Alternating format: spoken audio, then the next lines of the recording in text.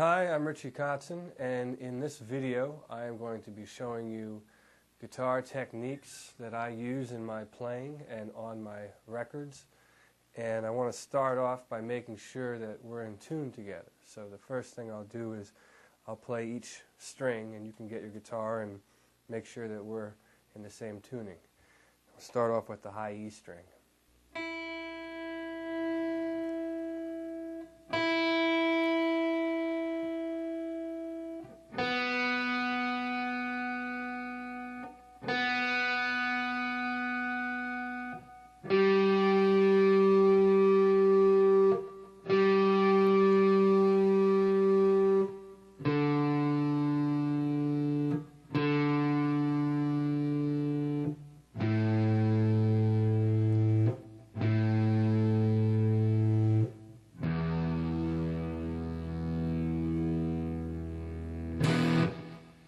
As far as my improvement, basically I've been playing the guitar for a long time now. I started out when I was 7. I started taking lessons officially. I was 7 years old. And from the beginning, when I first started playing, I always loved it. It was something I wanted to do. I loved music, and the guitar was always a great outlet for me. Where I grew up outside of Philadelphia, I was, far enough out of the city where there wasn't much to do, but I was close enough to listen, to the radio stations and hear that music they were playing back then. So that was very inspiring. A lot of R&B and the Spinners and that sort of thing influenced me as a guitar player and as a musician. And as far as my style, that just came out of different things I was listening to. I would listen to rock bands like Van Halen and that sort of thing, but at the same time, I was listening to the Spinners and Stevie Wonder and that sort of thing. So I have those kind of influences that come out in my playing, and then also it leads down to the sort of, jazz influence. I wouldn't consider myself a jazz musician per se, but I have that influence and that sort of rock fusion influence from, bands like Return to Forever and that sort of thing.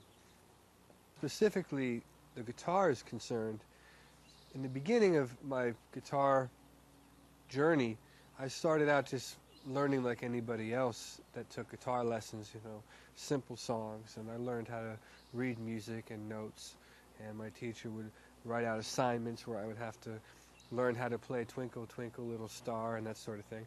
And then eventually it turned into him teaching me about theory and chords and how they related to each other and how scales related. And then by that time, I might have been 10 or 11, I started listening to records and listening to things that I liked, and I would try and figure them out. And that's kind of where the real evolution came, where I would listen to an Al Di Meola record and try and learn something. And of course I couldn't play it nearly the way he could play it, but it would develop my ear. Or I'd listen to a Van Halen record and try and copy Eddie Van Halen, and that would, take me to another place. And then eventually I started playing in bands and playing with other musicians. I always tried to play with guys that were older than me and that knew a little bit more. So by doing that, I was able to learn from them and pick up on the things that they had already learned through their experience. And then I sort of would feed off that and then move on to the next. And I was lucky in the sense that I've always been able to get in positions where I'm playing with musicians that have had more experiences than me and been, a little bit ahead, down the line. Even if it's, and not always musically, not always musically superior, but maybe they've played in musical situations that I've never been in, and I can learn from that. So there's always something to learn, no matter, who the musician is. You can always pick something up. So it's good to pay attention to that.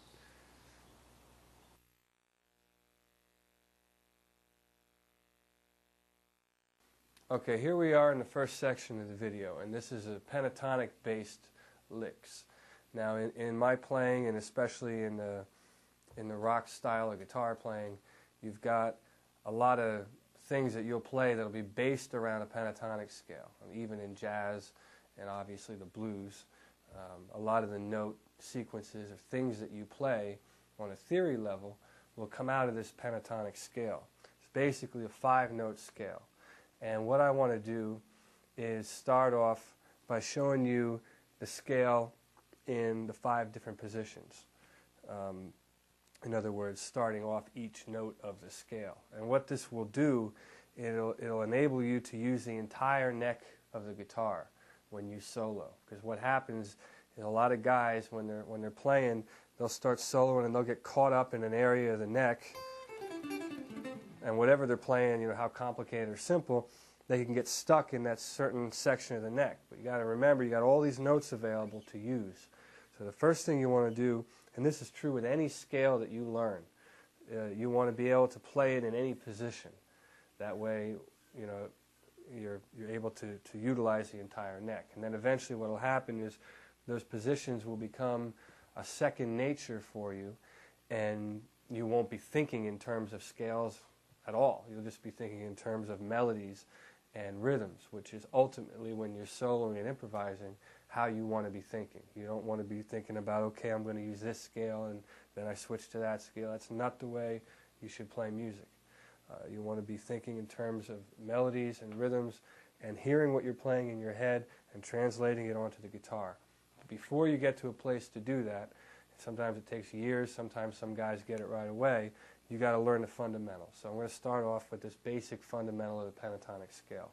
So the first position, we'll do it in E, because that's a popular guitar key. And we'll start off like this.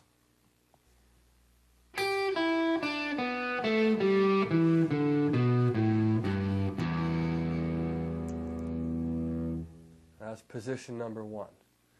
We'll move on to position number 2.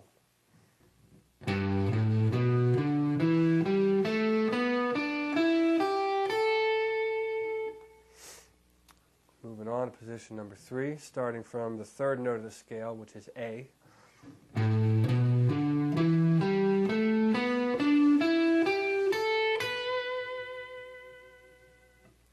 the next position.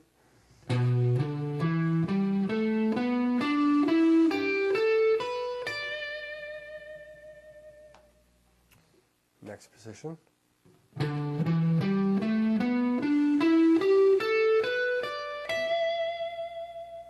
And that's the final position. Now at that point we're back to the beginning, which is what we did in the open string, but I'll show you that anyway so you know what that looks like. You probably know this scale already. It's the standard pentatonic box.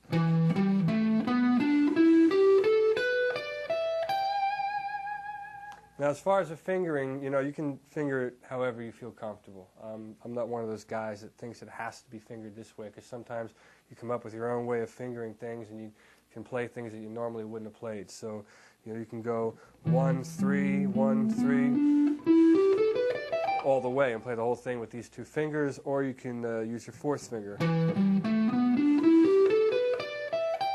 You know, logically, it makes sense that you would use your 4th finger on the 4-fret spreads and use your 3rd finger on the 3rd fret spreads. But that's, I'm going to leave that up to you.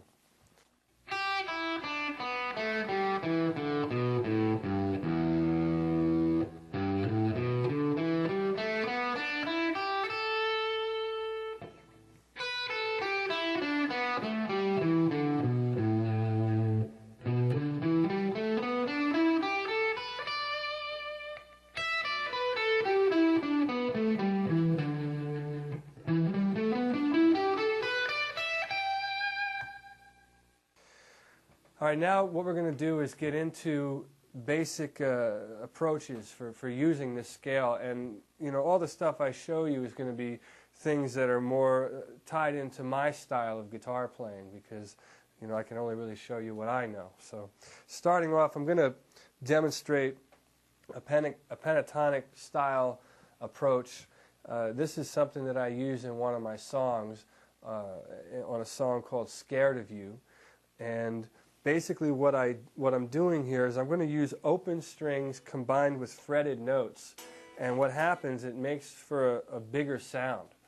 And basically what I'll just demonstrate a variation of this approach, and then I'll slow it down and dissect it so you can see exactly what it is that I'm doing.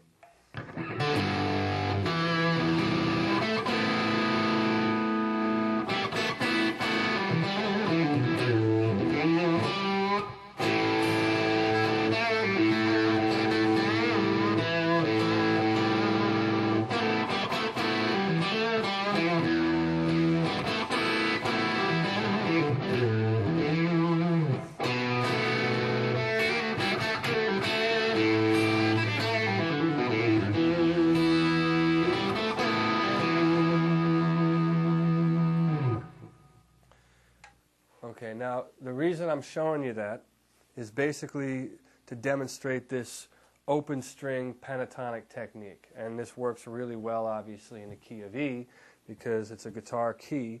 The guitar is tuned naturally to open E and open B here. So basically what I'll do is I'll kind of slow down and dissect what I'm doing here.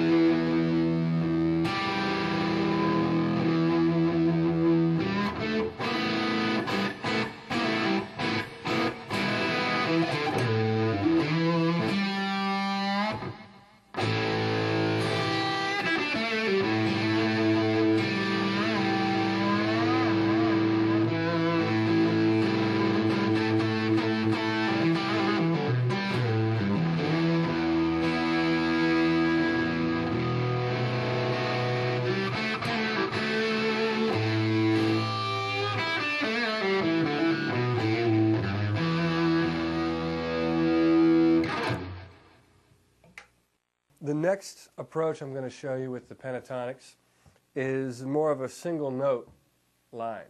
And this lick is going to go across the strings. We're going to tune down the low string to a D.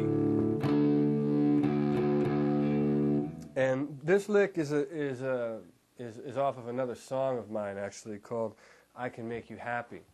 And it's a real straight pentatonic scale lick. What makes it unique is the way the notes are phrased. They're sort of phrased and grouped in fives, in five-note groupings. 1, 2, 3, 4, 5. 1, 2, 3, 4, 5. And so I guess basically what I will do is play this fast, and then I will show it to you slow so you understand how to do it yourself.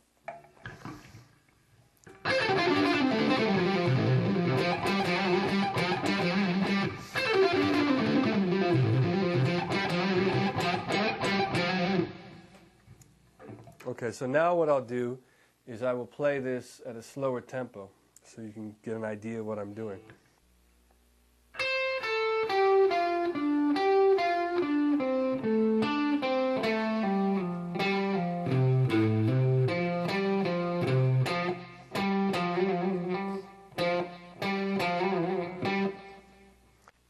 I want to talk to you a minute about the right hand approach on this particular phrase, the way I'm picking it. It's pretty normal up to that point, but then here there's a little switch around that I want to demonstrate. Right there. It's 2 downstrokes.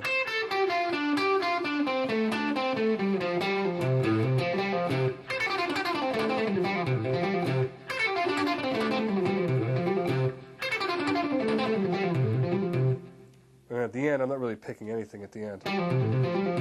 But the thing there is to catch how this action. Because that's where the accent's coming from.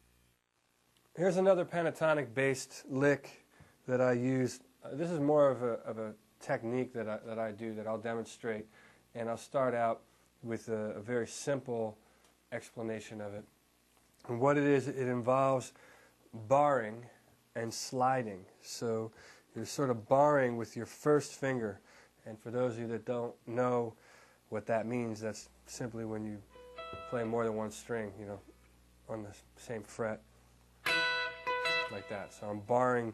We'll start out in this position. I'm barring on the 12th fret, and so we're getting the notes B and E right there.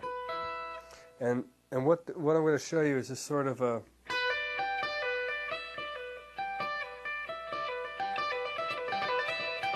it's like that sort of technique. And I'll play it at a faster speed so you can get the idea, and then I'll slow it down for you.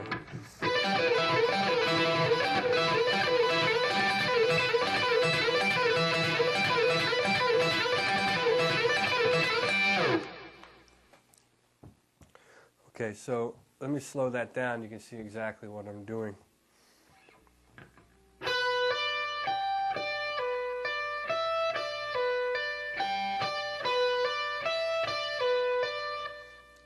That's the first part of it. On the sliding part of it,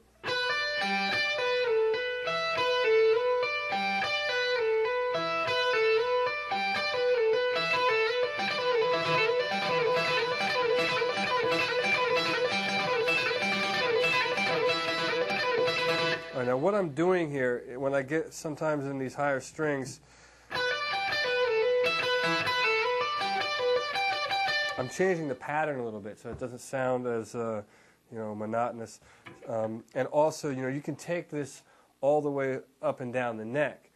Once you get a feel for this sort of thing, you can maneuver across the neck, which I'll show you as well. But I'll just show you moving up and down the neck.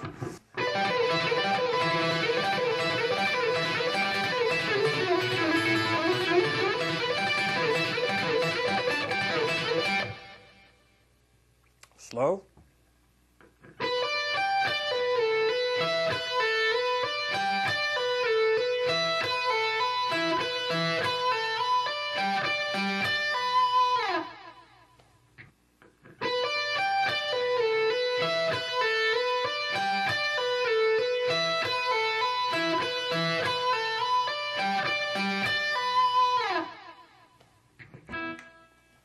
All right, continuing on this sort of pentatonic barring technique, sometimes you know, there's other variations that you can incorporate, and one of the things I'll do with other fingers, free fingers, like my fourth finger in this example,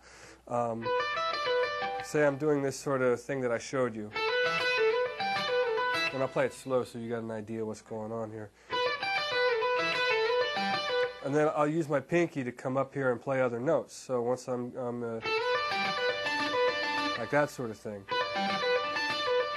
And then I'll hit the open note as well. So I'll start pivoting off of this E string. And then I'll throw in like some other notes, like you know, maybe an F sharp. It'll give it like a 9 sort of tonality.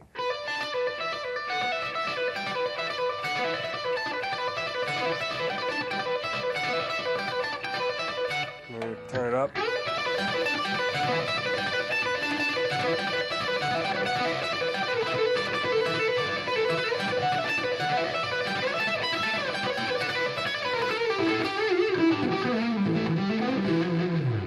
Yeah, you just go nuts on that if you want.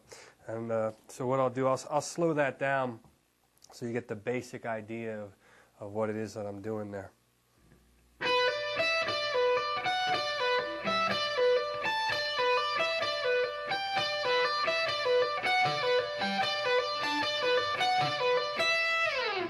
Okay, so now what we're going to do here is continue on with what I just showed you and apply that to more of this sort of barring, you know, pentatonic technique. And you know, when I say barring, I'm talking about, you know, this sort of thing. Now, what we'll do, so far we've just been dealing with 2 strings, and we've been hanging out up here in this neck, in this area on the neck. you know. Now obviously you can take that to any two strings. You know, you can move to the third and fourth string. Right? But what I'm going to show you is how to go across and incorporate more than two strings, because you don't want to be like, you know, a two-string Johnny here stuck on the two strings. So basically what we're going to do is go back to this original position, and instead of just using the top two strings, we'll incorporate the third string. And I'm going to show you at a more higher speed how I utilize that, and then I'll break it down for you the same way I did the other licks.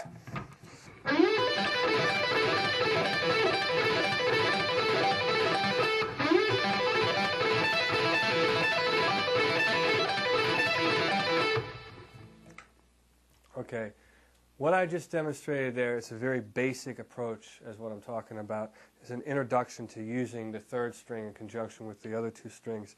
And I'll play that slow and break it down for you so you understand what I'm doing. And we're going to pivot off of the A note, which is still part of the E minor pentatonic scale.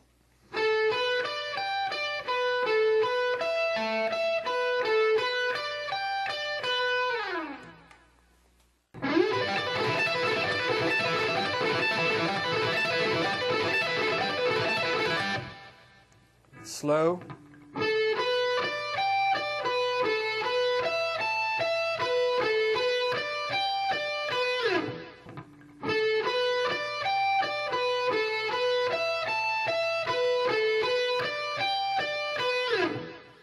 All right, I want to show you another, it's a lick and it's kind of an exercise. And what this will do, it'll get you used to the idea of going across the strings with this sort of barring, hammering, picking, you know, pentatonic thing that we've been doing here in this part of the video. And I'm going to play this exercise for you fast, and then as usual I'll slow it down so you can see what I'm doing.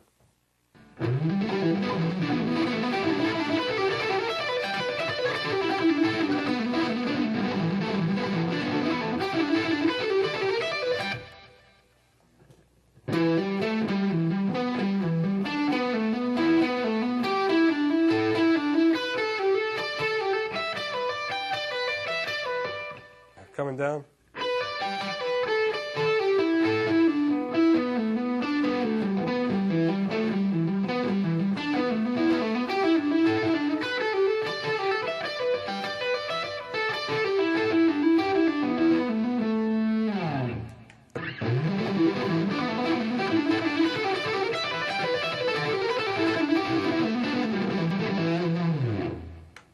Or slow, here we go.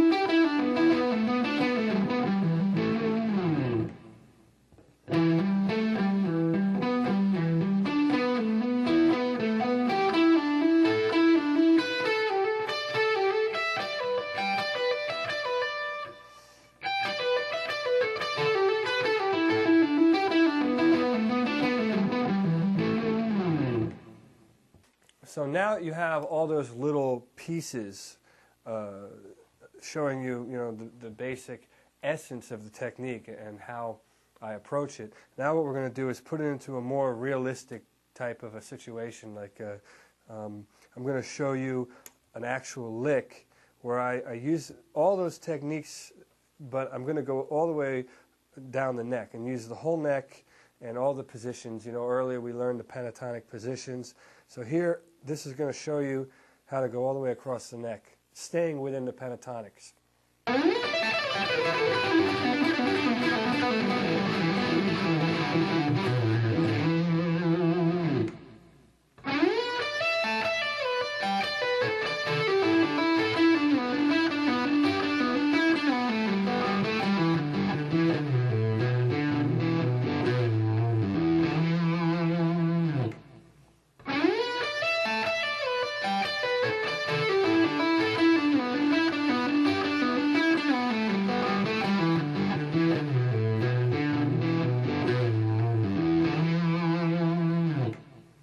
So far, I've showed you all this pentatonic stuff, and I've been trying to stick, with the notes that are in the pentatonic scale, just because that's kind of what we're dealing with here.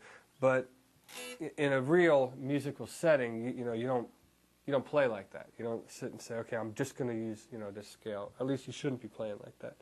So I'm going to show you like an example of how I might, incorporate that in a solo with other passing tones and that sort of thing. So I'm going to play like a lick that utilizes all those techniques, and then I'll slow it down and demonstrate it for you, so then you'll be able to really see it in action.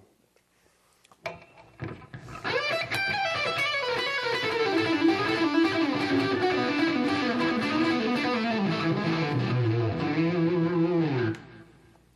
right, we're going to start off in this position.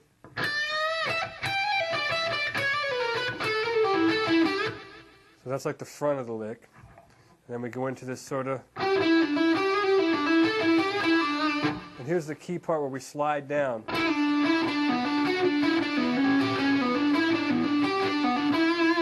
We're doing that sort of...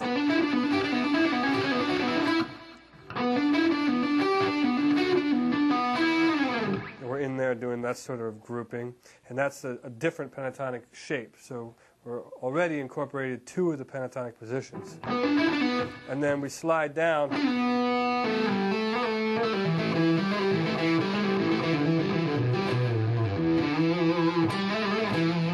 So we're utilizing this. Then we're in here. Then we come down.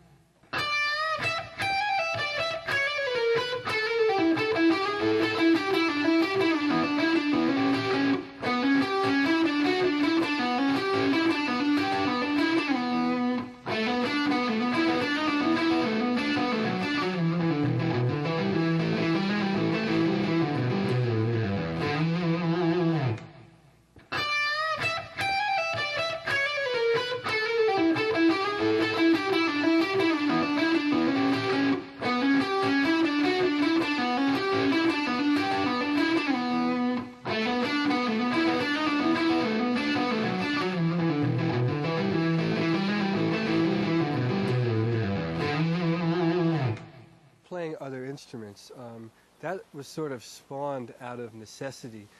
Like I said before, where I lived, I was too far from the city to walk to somebody's house, to necessarily get, other music, to get into the network. So I would sort of, when I made my recordings on my 4-track, I would have to do everything on my own. So I would play the drums, and play a little beat.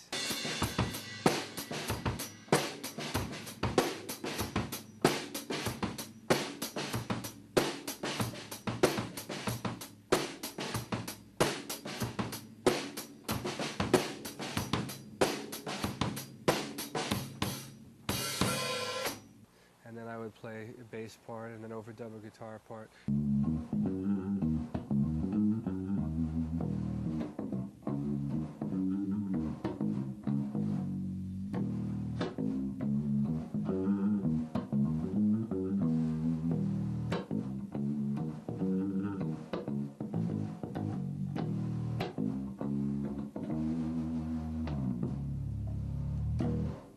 And a piano part or something.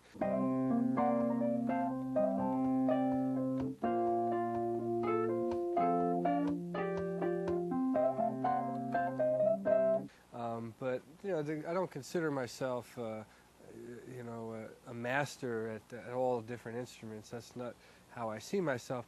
I consider myself musically inclined. That's how I would put it. And I think that I excel as a guitar player. That's my strong point. And then and also probably under that would be singing and that sort of thing. And then by my records, like you were asking me, I play the drums and play the bass. I've always had a love for the bass guitar, and I've always listened to the bass in music, and the guys like Bootsy Collins and Stanley Clarke and those kind of players, that's the style of bass playing that always kind of grabbed me as a young kid, you know. And so when I pick up a bass, I kind of want to emulate those guys, you know.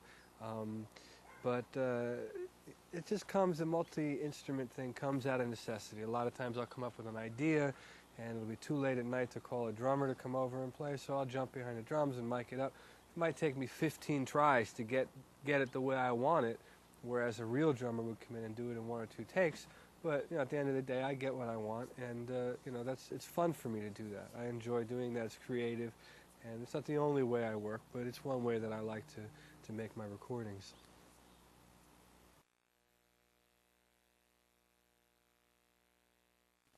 This section of the video is going to be focused on arpeggios, and I use a lot of arpeggios in my soloing, and I have a few different forms that I'd like to share with you.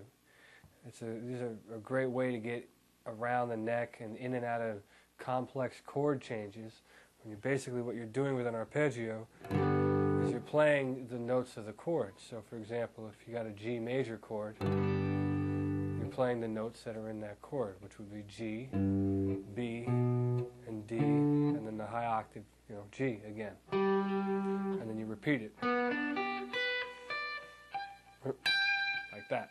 So I'm going to start off showing you a very simple form arpeggio, and we'll get into the complicated stuff later as we go on. So let's start out here with G major. We're going to do it here starting off on the 15th fret, and our second finger rather, will play the first note, which will be a G. And then we have B, and then we have D, and then G again, and then back down. So that's a real simple form for a G major arpeggio, starting on the low string. While I'm showing you this form, I'll show you the minor variation too, because it's a one-note difference, which would be this note here, which is a B. Just go down a half step to B flat. So you got G major, and you have G minor. It's a very simple way of playing an arpeggio.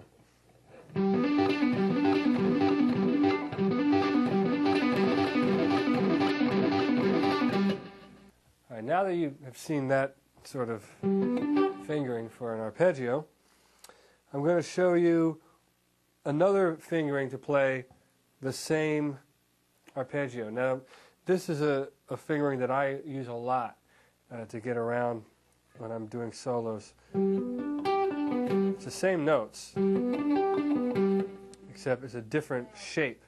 And this shape allows you to achieve different results, which you will notice as this section unfolds. So let me show you this particular shape. So we're starting, instead of with our second finger, we're starting with our third finger. And we're starting on the same string, same note.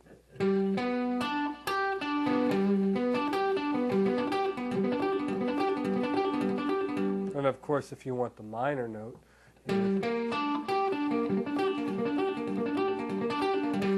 the shape becomes a little different because you're taking a B down to a B flat.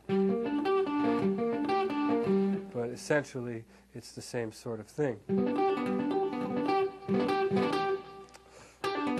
Now, I'm going to show you later on how valuable this particular shape can be, and you'll recognize it in some of the more complicated licks that I show you later on in the video.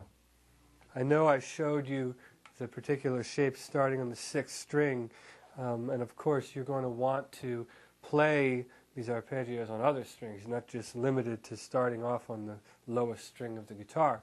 But before I show you these other shapes, I also want to make you aware of how easy it is to change these arpeggios around. So for example, I showed you a regular G major shape.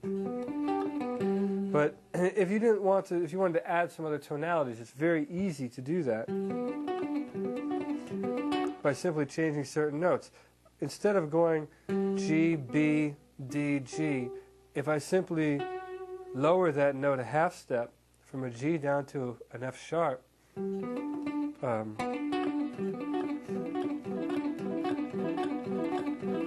you have a whole new tonality just by moving one note. I can move this into a more comfortable place, which would be down here in C.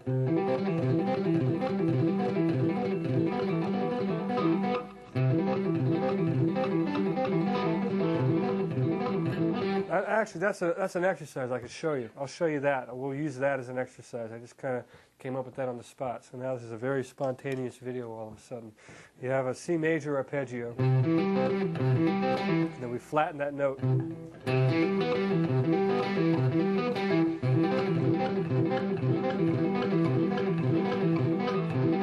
So I'm going to play it slow so you can see exactly what's going on there.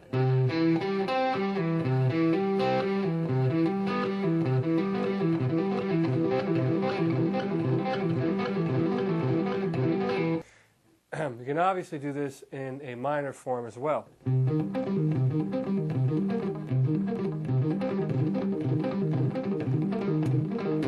Right? So there's major and minor with incorporating major 7 and minor 7. Okay, so now I've demonstrated to you major arpeggios, minor arpeggios, major 7 and minor 7, all based upon starting on the low string. And also, before I forget too, there's another, in the other shape, the second shape that I showed you that starts from the low string, this one, and we'll move it down to C major where we were a minute ago. Remember that shape I showed you earlier? Well, it's just as easy to make that like a major 7. And it's major 7 because I'm adding the 7th note of the, of the scale, which is a B.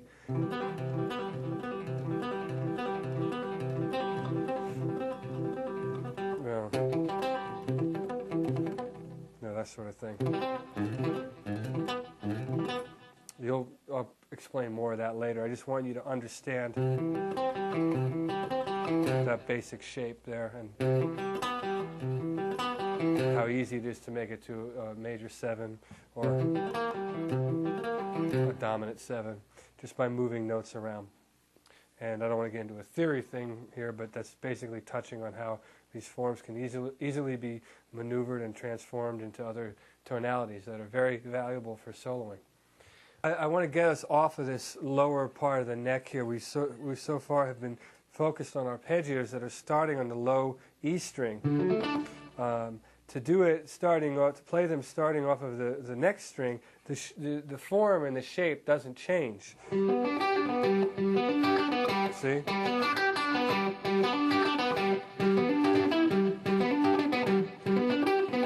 So it doesn't change. But once you get to the 4th string, it changes because of the way the guitar is tuned. So for example, to play a G major arpeggio, one way of playing it off the 4th string is to start this way.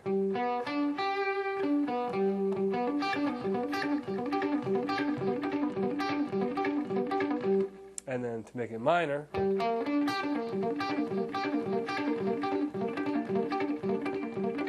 you just drop that note down. So you have major and minor. And then once again, you can also do what I showed you earlier by adding other notes, make it major 7, for example, which would be like this. Which is actually the same shape as this shape, but because of the way the guitar is tuned, it sounds different because you're playing different notes. So I'll let you mess around with those shapes and you can discover some other arpeggios on your own.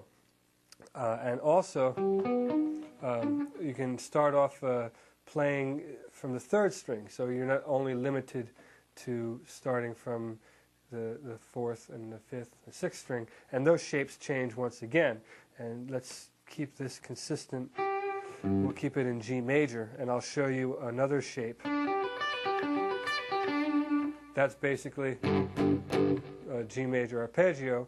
We're not starting on the root though, we're starting on the third string, but we're actually starting off of the fifth degree of the scale, which is D. So we have this sound and that shape. And to make it minor, once again, you simply drop down the third. And you have a minor arpeggio. If you would like to play the arpeggio starting from the root, then that's a whole other shape off the third string. And you would have to move up to G on the third string, which is at your 12th fret, and you would play this.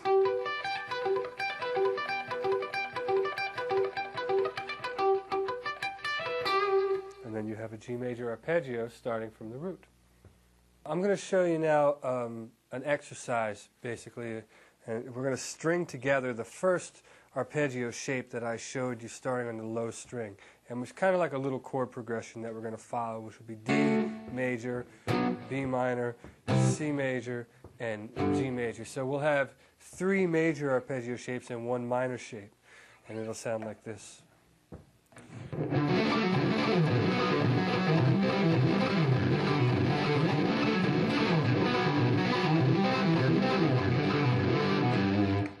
Okay, now I'll slow that down so you can hear what it is that I'm playing. And sometimes it's hard to play that real clean, so what you want to do is practice it slow, which sounds like this.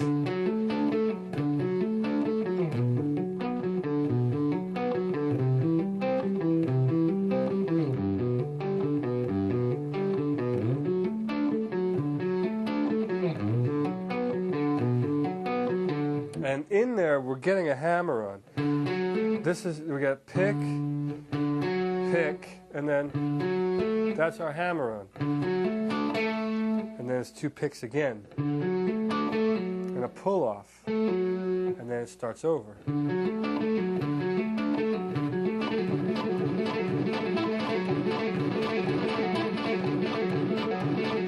And actually we find a lick in there, don't we? We have this sort of thing. Go back and forth like that, sort of like a Woody Woodpecker sounding thing.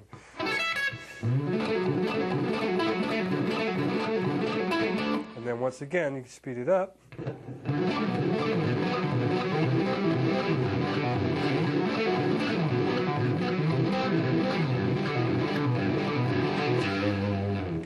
Now also what I want to show you is that just shows you how to jump around also on the, starting off the low string.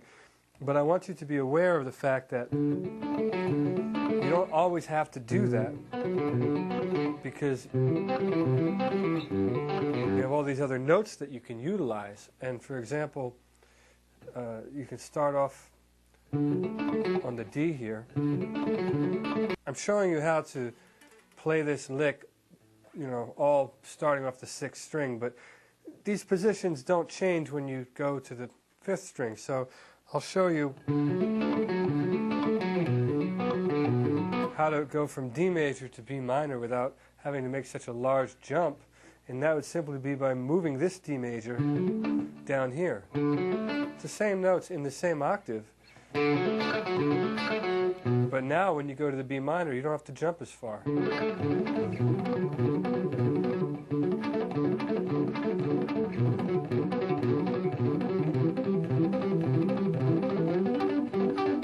Here, I'm going to go up to the G, the high one. So you can maneuver and, you know, move these around. That's basically a good little exercise for you to practice to get familiar with that sort of playing style.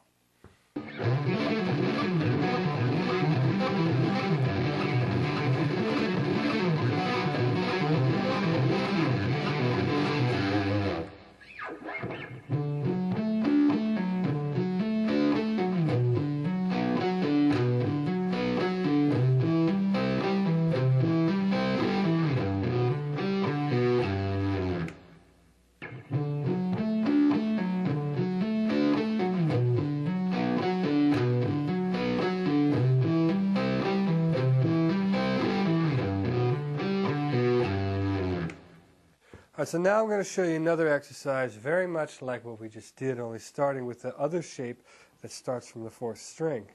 We're going to start out with 1 minor and 2 major. That being the minor one, major, another major one. So we got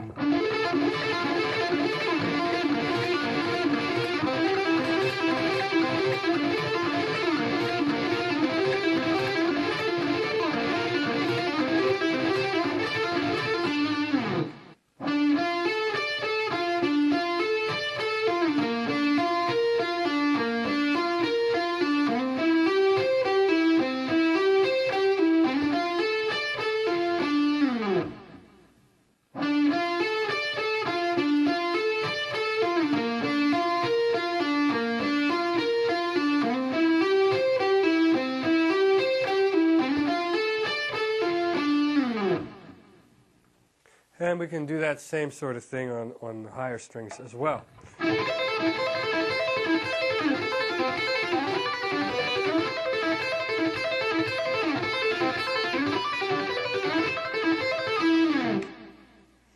Here's a slow one.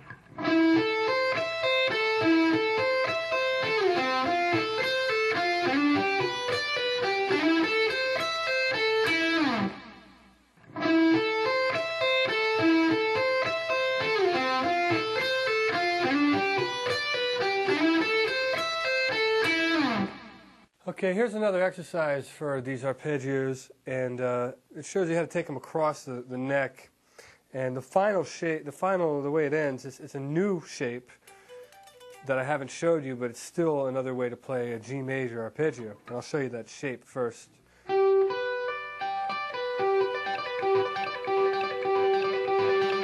So basically it's bar, hammer on, and you're barring up here. And the hammer-on's happening on the 2nd string. So now I will show you the complete exercise.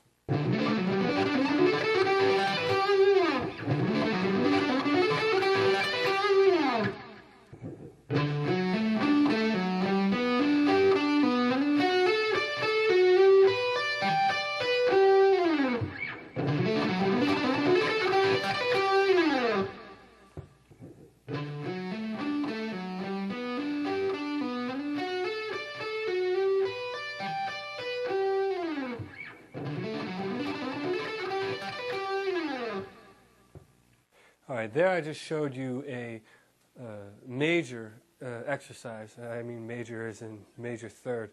That takes the arpeggios across the strings. Of course, you can do that in a minor way as well, and I will demonstrate that for you.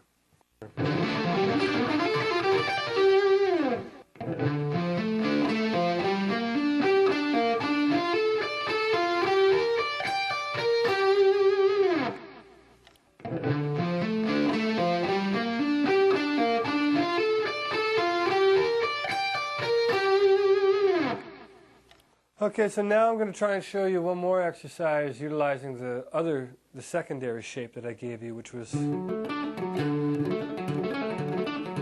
that shape. And that exercise would be like this. Slow.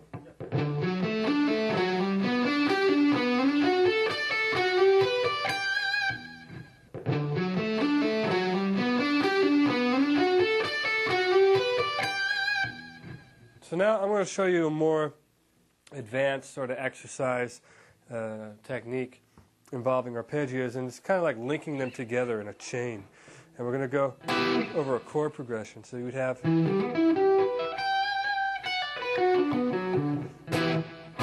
so E minor to B minor, and then we'll go C major to G major. That'll be the end of it. So it would sound like this.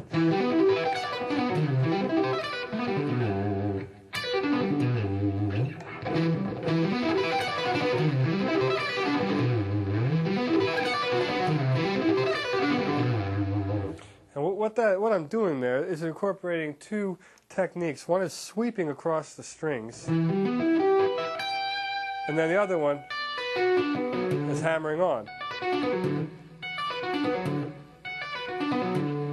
And when you combine them, it kind of sounds like what I just did.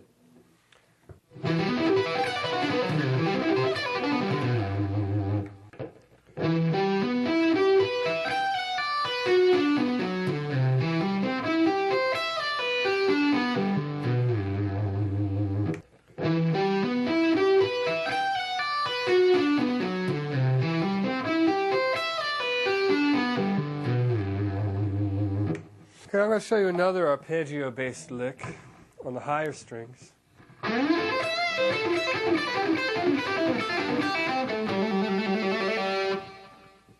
Slow.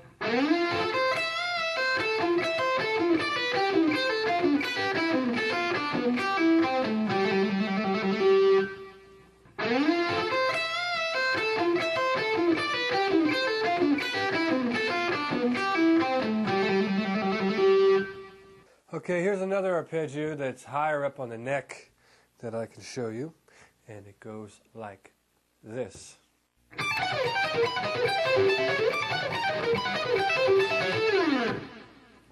Slow.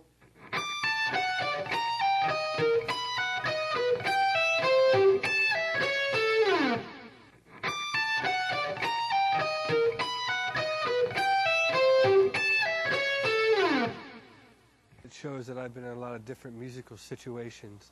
I've been in situations with bands and then also as a solo artist where I'm making my music.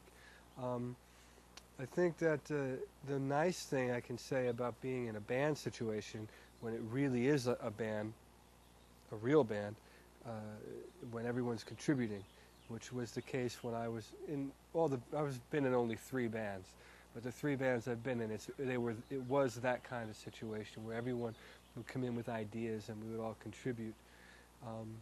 That's a cool thing because the end result, you get something that you would not have ever been able to get on your own. You're getting contributions from all sorts of, different angles. Like the one band I was in, Vertu, Karen Briggs was a violinist, and she would come up with all kinds of great ideas that were coming from her perspective, which to me was new because I had never been in a band with someone that played the violin. So I didn't, it was coming from a different angle for me. And I loved it. It was great. Being in a band like Poison, these are guys that write, or have written hit songs. They know how to craft a great song so that the average person can sit down and listen to it the first time and want to hear it again. And I learned a lot from being with those guys on that level. And then also the other band that I was a part of, Mr. Big, kind of had a little bit of both. They had the element of how to write a song that was a hit, like a To Be With You type of song, which was a big hit for Mr. Big. But then also you got Billy Sheehan, who is an incredible bass player, who adds that aspect, and for a guitar player you go, oh no, there's someone else here that I gotta keep it together, because if I don't, I gotta keep up with this guy. So that was a cool interaction, being in a situation like that.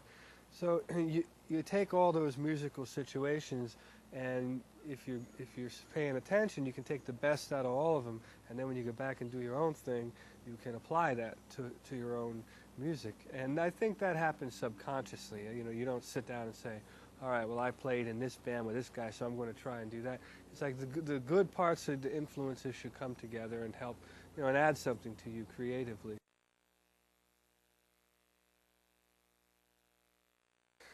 Okay, this section here I'm going to show more scale-oriented licks. I'm also going to demonstrate some exercises that will help your legato technique and strengthen your left hand.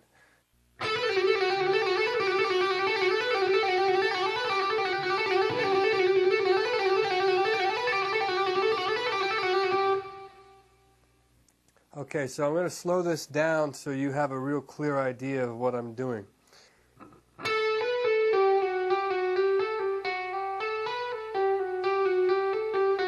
So it's...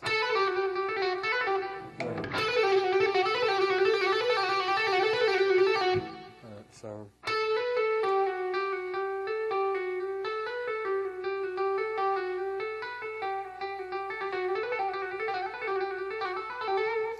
And so what's happening here on this lick is I'm incorporating this slide. to actually play the note as well as a hammer on.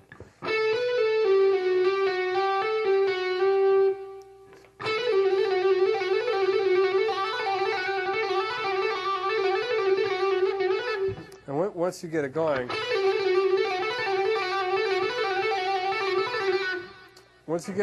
you don't pick it at all. You know, it's just strictly depending on the strength of your left hand to hammer on those notes and pull them off and slide in and out of them.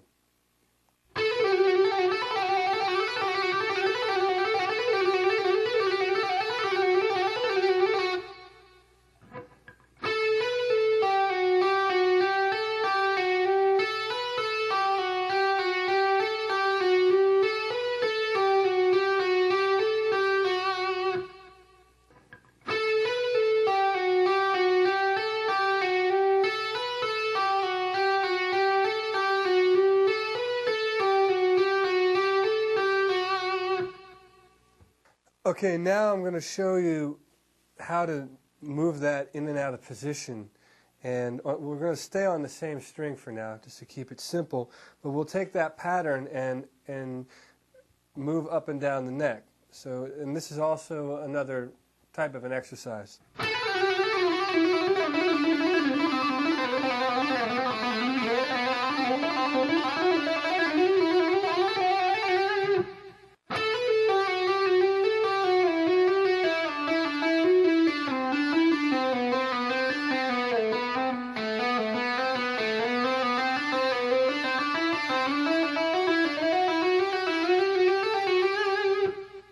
Now, one thing I want to explain about that sort of thing that I'm doing, call attention to the fact that I'm sliding in and out of notes. And, you know, I'm sounding the note by sliding into it.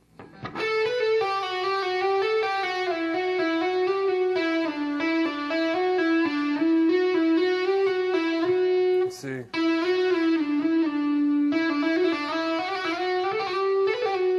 So that's a very important thing that you understand, that that's how that note, some of those notes are being sounded.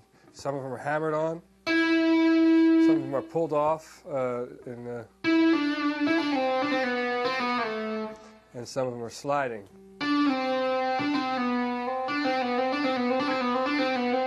Actually, I want to show you one more exercise, even simpler than what I've showed you already. There's a little thing that you can do to sort of get used to sliding in and out of those notes, and it goes like this.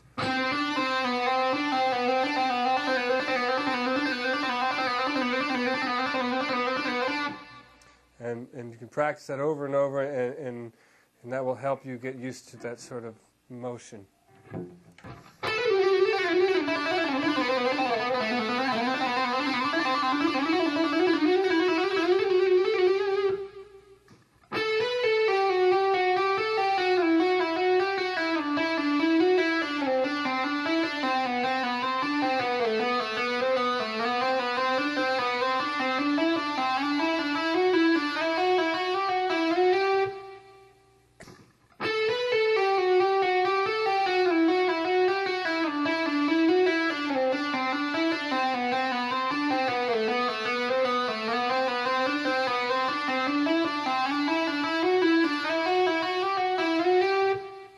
I'm going to show you is something that demonstrates how I use these legato technique and maneuver within a scale and actually get from, you know, one point to another across the neck.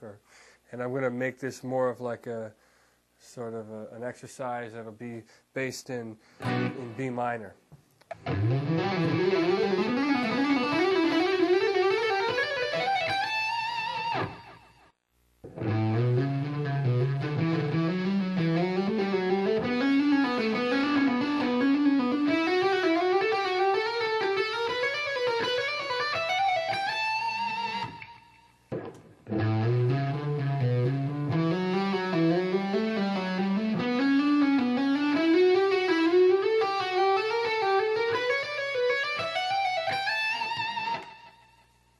I'm going to show you basically the same lick, only in a different key. It'll be like based around A major.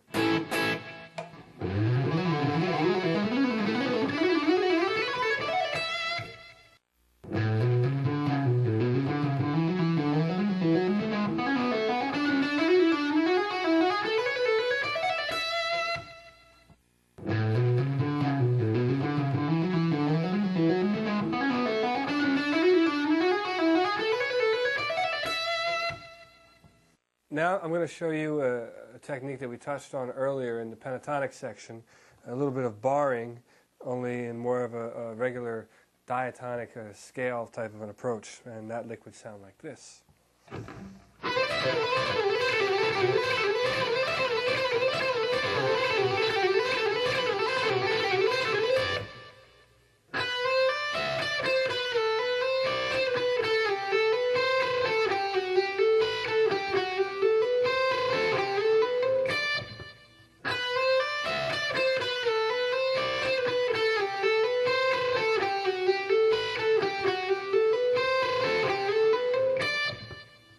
Okay, so now what I'm going to show you is a lick that incorporates all the techniques that we talked about in this section, the sliding, the hammering on, and moving across the strings.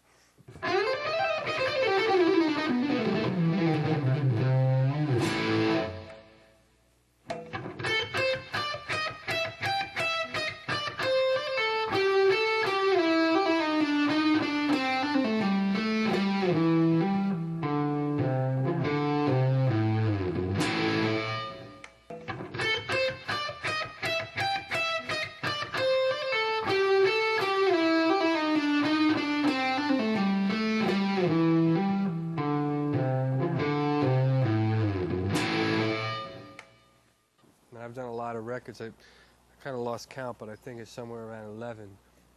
I started making solo records when I was 18, so I had a lot of time to experiment. I think that's kind of why they're all so different. In some ways that has worked for me, and in a lot of ways it has worked against me. But I think what it is a documentation of my evolution, per se, as an artist or as a musician. On my first record, it was strictly about the electric guitar in more of a heavy metal approach, but like a hyper extended heavy metal, like really complicated, difficult, not ordinary. The average guy playing guitar wouldn't be able to play a lot of that music. That was the idea behind the record that I made, the first record, and there was a couple guys like myself that were making those kinds of records back then, and the idea behind that kind of music was for it to be heavy and aggressive, but very sophisticated, so that the average person would not be able to play those songs. That was what we were trying to do. And people like me and Jason Becker or Marty Friedman, that was the objective back then. And then after you do a record like that, or one or two, then you move into other things. For me, I kind of went back to wanting to be a singer and write songs, and I tried to do that on my second record.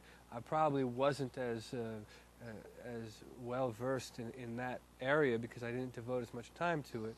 But then after a while I started getting into that sort of thing, and I was more interested in singing than I was in playing the guitar. So by the time I made my fourth record, I was more focused on my songs and my lyrics and stuff I wanted to say artistically with my song, not so much with my guitar.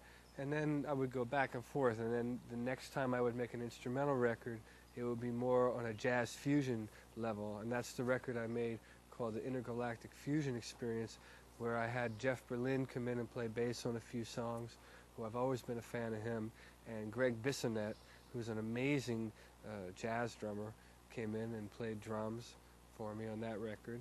And that was my take on a fusion style, like those bands that I used to like I said before, like a Return to Forever and Mahavishnu Orchestra.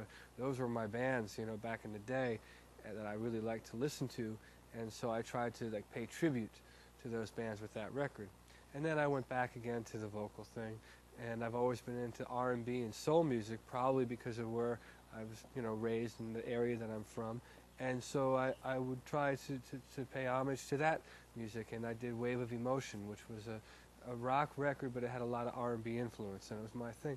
And I think it took me a while to finally come into a style that's my own as a solo artist, and I think I did that on the last record I made, which was a record called Slow.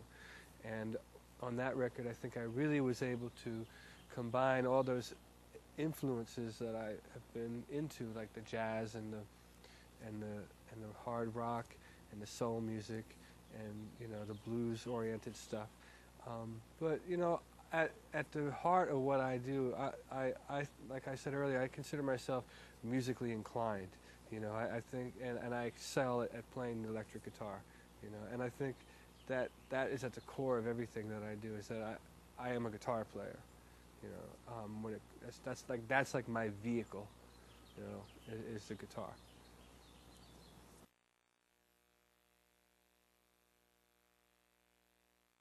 All right, this section in the video I'm going to show you some combination licks, and what I mean by that are some licks that combine the techniques that I've showed you in the beginning of the video. So that would include some of the legato-based things and some of the arpeggio-oriented lines that I showed you. And the first one we're going to do will be based in the key of C sharp minor. Very sad key. And the lick goes like this.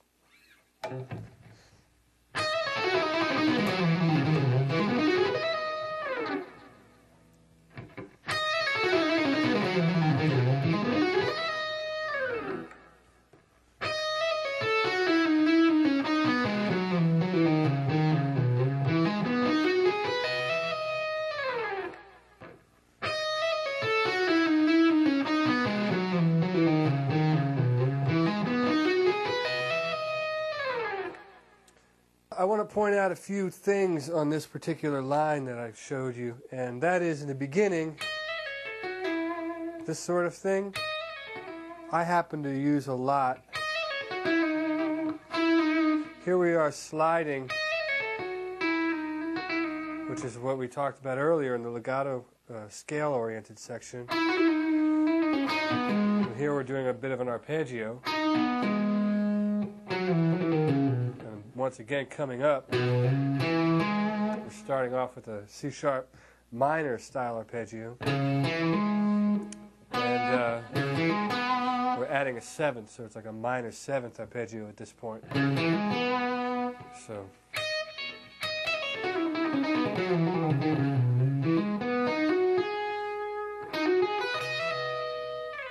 you can kind of see why that lick falls into what we're calling the combination licks.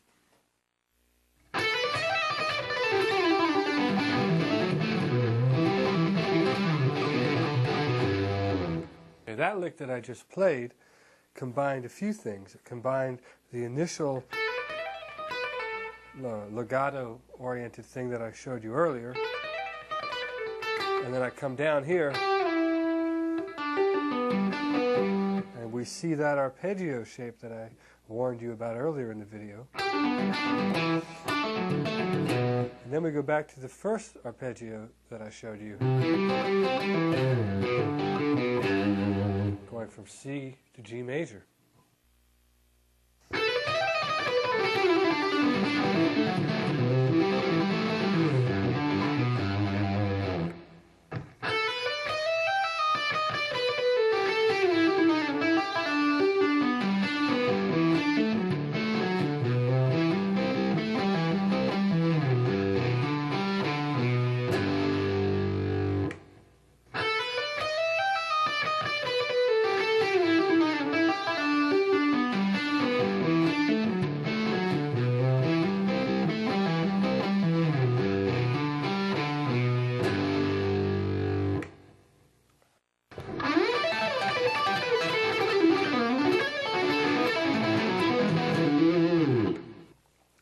Okay, the lick that I just played involves the pentatonic barring technique,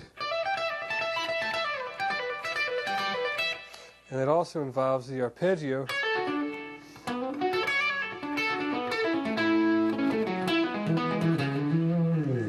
it involves sequencing the arpeggio. So if I played it slowly,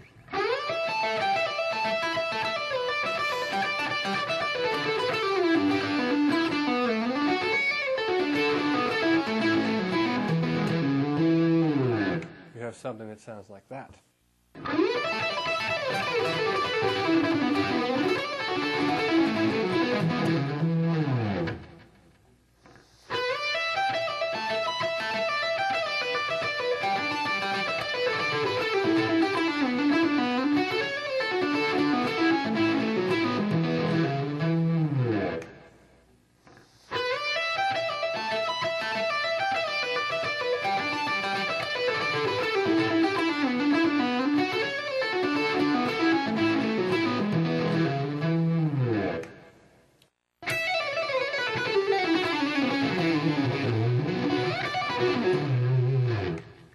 Okay, that lick that I just played started off with a legato lick, which I showed you earlier. And I worked my way through B minor, hammering and sliding, which is another technique I showed you. And I slid down into a B minor arpeggio.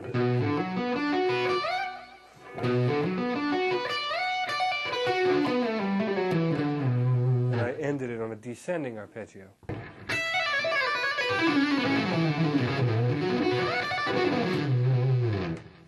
Slowly.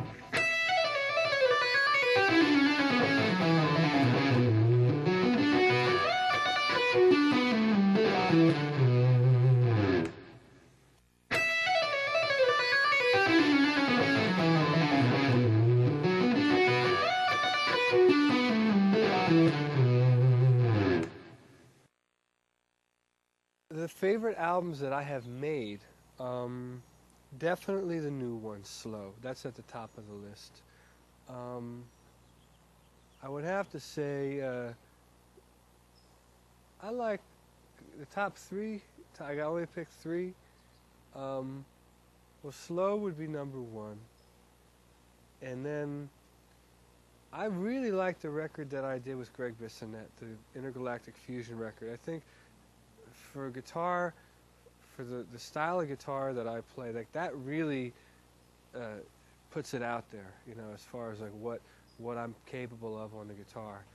And also, I think it's a tie. The third place would be with actually, no, I'm going to break the tie. I think the third record would be Mother Head's Family Reunion, only because that record, I was so into what I was doing then. You know, I really was into what I was doing, and the songs meant a lot to me, and the people I was playing with, you know, Atma Nur played drums on that record, and he is someone that's always been close to me and very influential as a musician, and so that would probably be number three.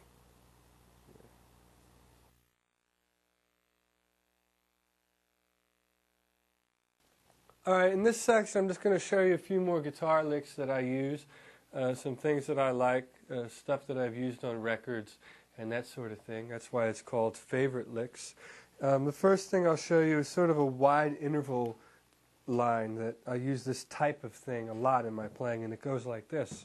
And the part of that is wide interval is,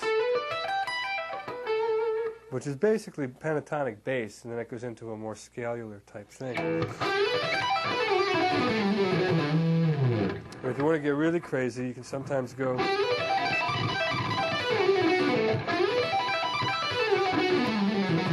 know, you add that extra note up top. It's another trick. And I'll play that slow so you can kind of see what I'm doing.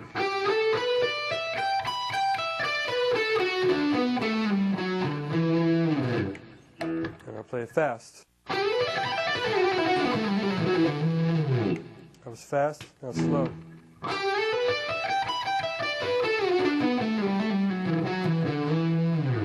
That's slow.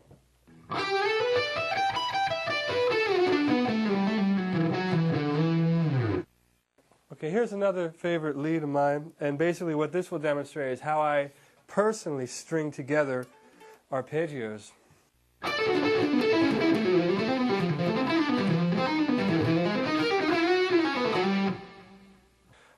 As you can hear in that lick, there's some kind of bebop influence with some of the chromatic stuff in there, and I'll play it for you slow.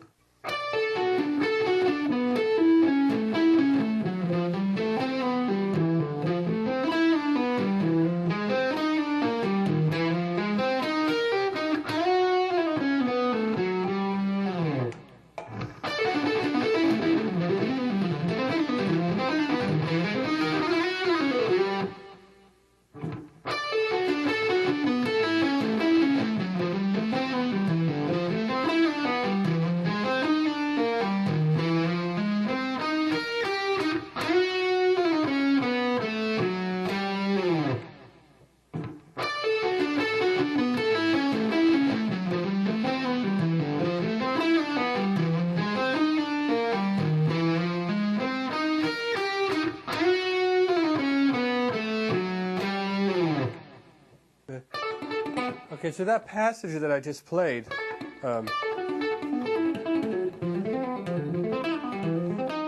that sort of thing, that's kind of a part of a solo piece that's on my record. I have a record called Slow, and there's a song, it's actually not really a song, it's a guitar solo that I did, and it's called The Answer, and I'm doing sort of that sort of a thing, and that is taken from that piece of music.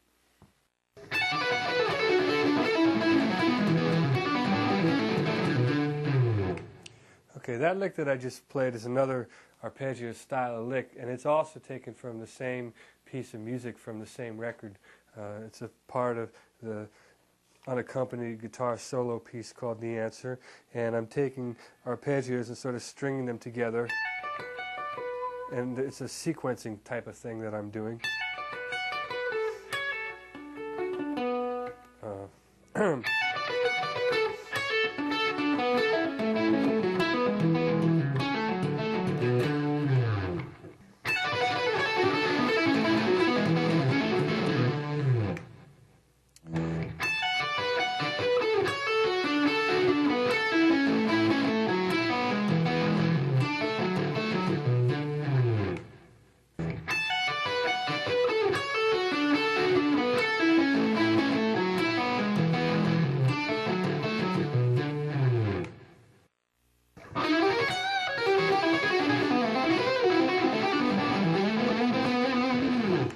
Okay, that lick is a very typical kind of thing I would do, even though it sounds kind of bizarre.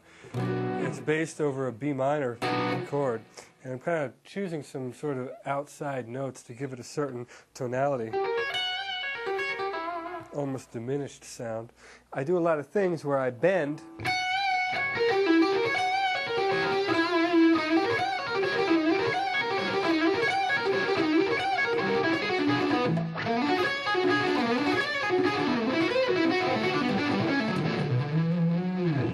and I sort of take the same kind of shape and kind of move it around and make sure I'm playing notes that actually work within the chords.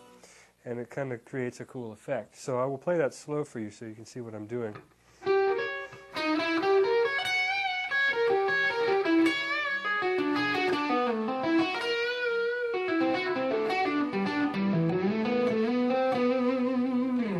There's actually one straight arpeggio in there, which would be this sort of G major thing, which has an interesting sound against the B minor.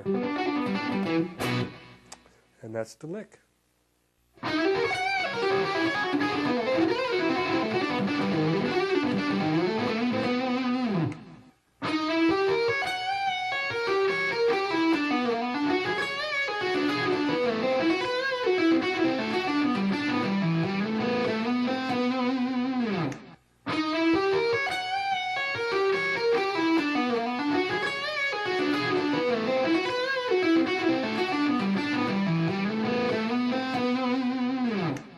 Now I'm going to show you a few rhythm-oriented licks that are from some records that I've done. And the first one is from Motherhead's Family Reunion.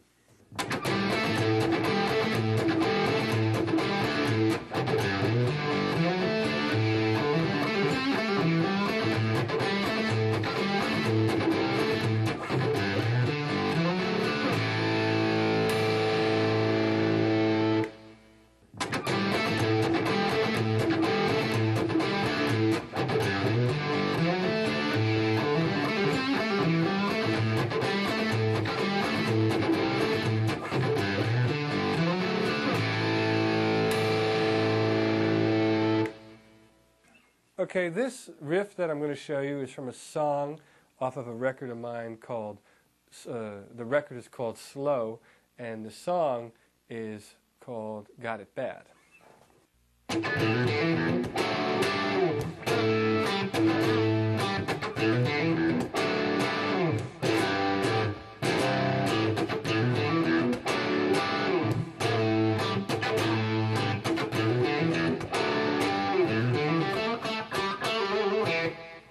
Okay, so that lick incorporates a few typical Richie Kotzen rhythm moves, and what I would call typical is this sort of thing, where I'm kind of letting this string ring open, and I'm doing that with the low string.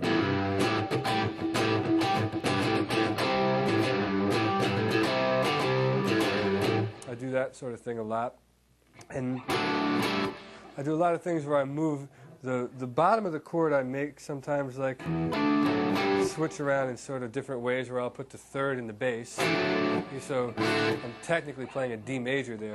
But then, because the third's in the bass, I can slide it up and make this kind of sort of chord. I don't know what it's called, but.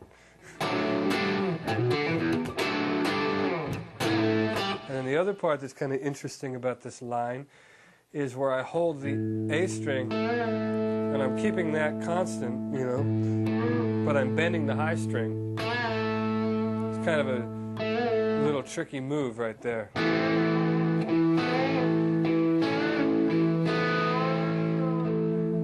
You can do all kinds of things there, like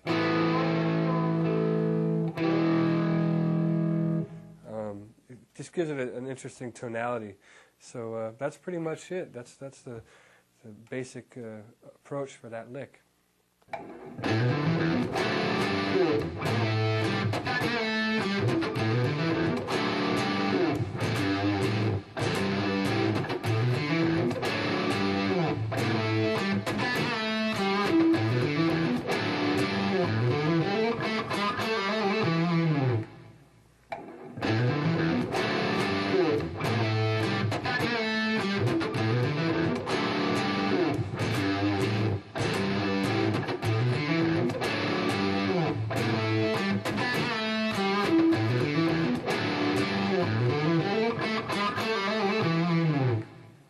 This lick is from a song on my first record called Squeeze Play, and it's based on the odd time signature, and it's also using open strings, kind of an interesting riff.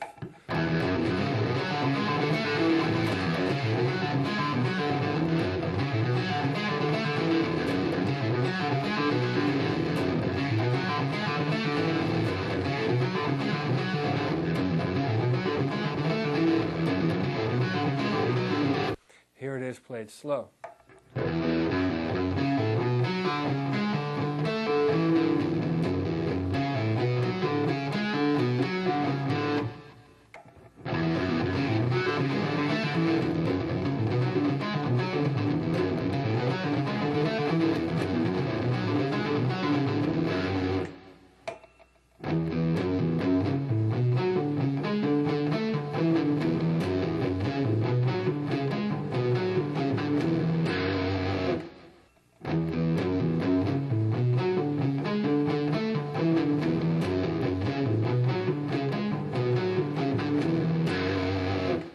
Here's one more rhythm-oriented lick that's from a song of mine called Socialite.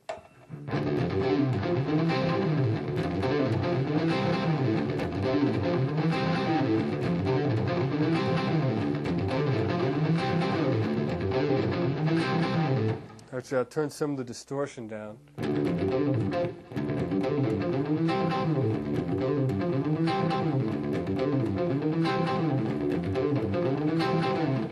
It's a very difficult line because you have to play it on guitar and on bass. So whoever's playing bass there has to be able to keep up with the guitar lick. And what makes it interesting are some of these pull-offs that involve the open strings.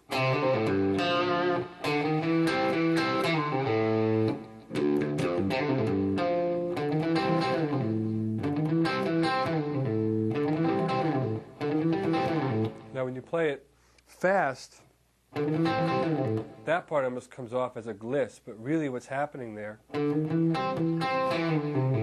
is that.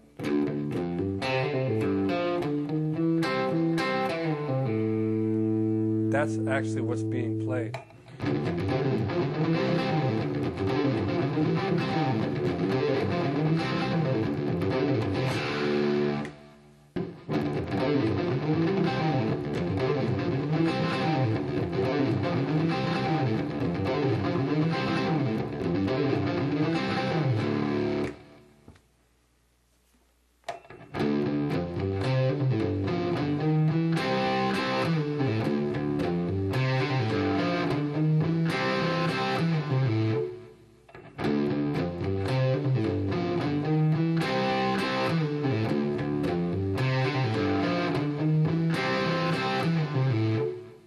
three favorite records from other artists would be Stevie Wonder, Talking Book, because that record I remember as a kid. My mother had that record, so I always had it on a turntable. I got that on vinyl. So Stevie Wonder, Talking Book. Let's see, what other records did I listen to a lot? There was a Black Sabbath record that I used to play all the time, and I don't remember the name of it because it was a double album, and when you open it up, there was a woman inside of it in a coffin. I think it was called "We Sold Our Soul for Rock and Roll." I think that's the record, and it had the song in there. It had NIB on there. It must have been like a greatest hits. It was some kind of record. It wasn't like the record that was the original record that they had all the songs. Because NIB was on there, Sweet Leaf, and they had the song called "Changes."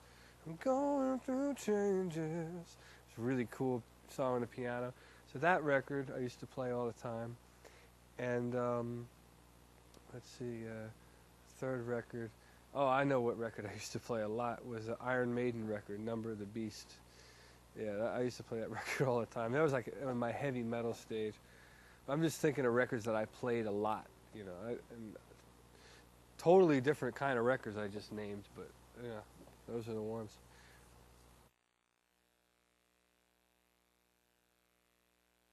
Okay, what I'd like to do now is show you some of the licks and melodies from the opening song that I performed in the video. The reason I want to do this is because I think this shows, it really sums up all the techniques that I spoke about in the video, and it shows how I personally use them in my day-to-day playing style. You know, I can sit here all day long and show you licks and those sort of things, but they're still just licks, where now what I'm going to do is actually show you things that I've played within songs and, you know, used all these techniques. And what happens is all this stuff becomes more subliminal, and the objective is to be able to play, like I said earlier, you hear something in your head and you translate it to your hands and it just comes out naturally. You don't want to be thinking about any of this when you're playing. But here are some licks from the opening song, which is called Flashback.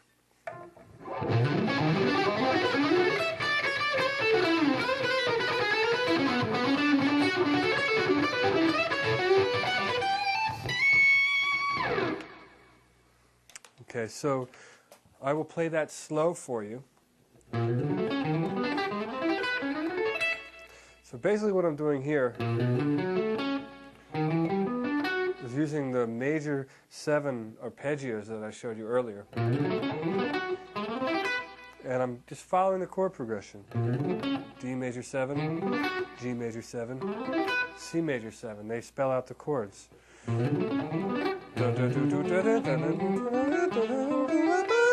And I'm actually hearing that melody, even though it's so fast, it's kind of funny to call it a melody. But I hear that in my head, and I play it on the guitar.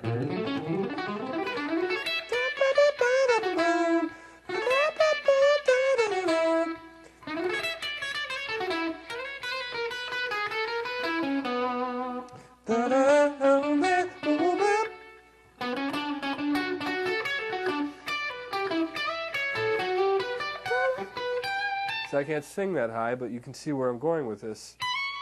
So when you hear those chords and that progression, I hear that melody, and that's what I play.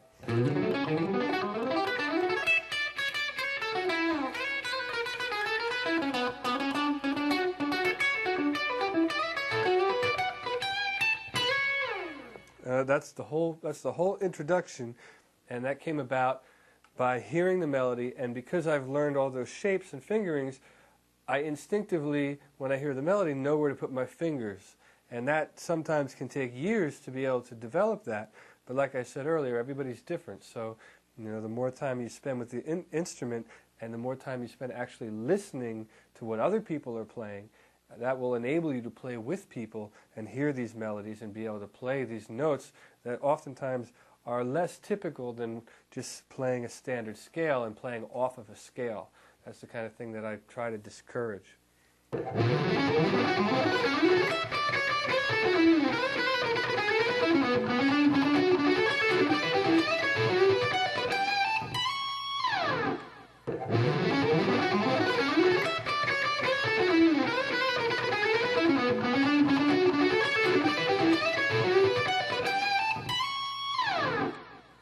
Okay, here's another lick from the song.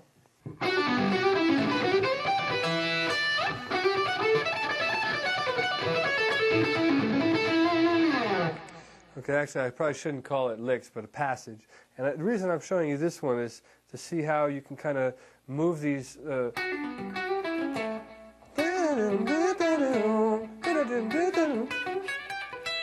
I can't sing that high, otherwise I would for you, but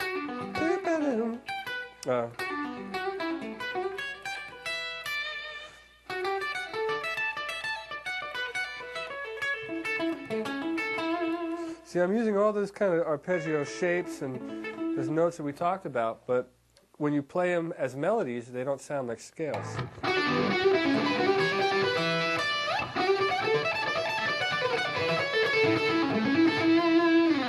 And instead of becoming licks, they become actual melodic passages that you can remember and sing along with, if you can sing that fast.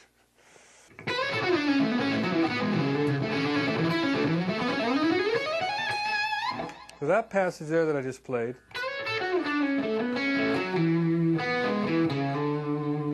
just shows how I'm tying together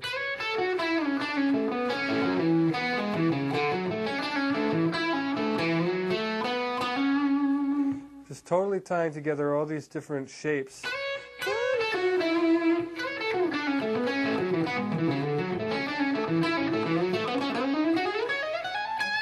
And then at the end here is the first time I actually really play a straight scale. And that's more for effect than anything, and it also is for me to get from point A to point B. And it's just an expression there. And then I'm back to playing the normal notes. But there's some licks in there that I'll show you, because you might be able to use them to kind of break you out of just playing regular scales. And that's this one here that I happen to like.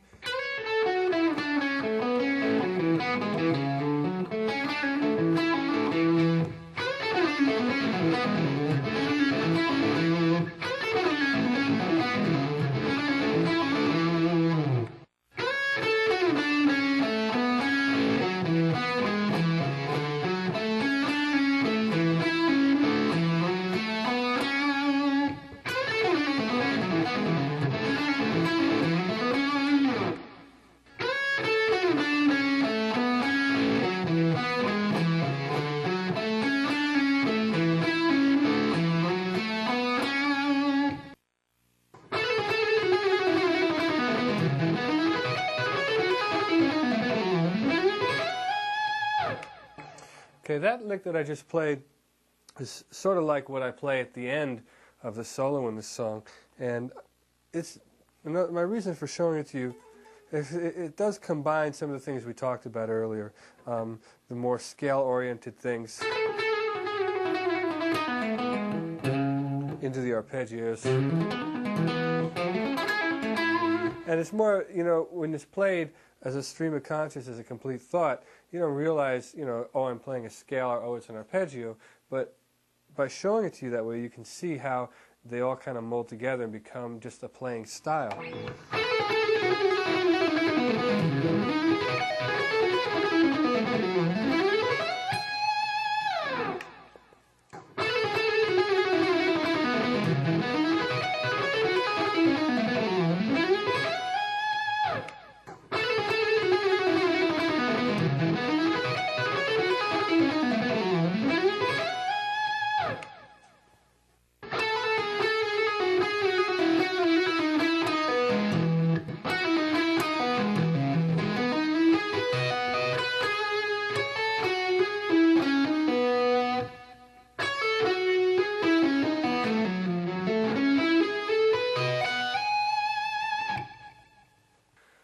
So hopefully all the information I gave you in this video will be useful. I was trying to start off each section with very basic concepts, and then later show more advanced approaches to those concepts, and hopefully you can see how I personally apply all that in listening to the opening song that I performed.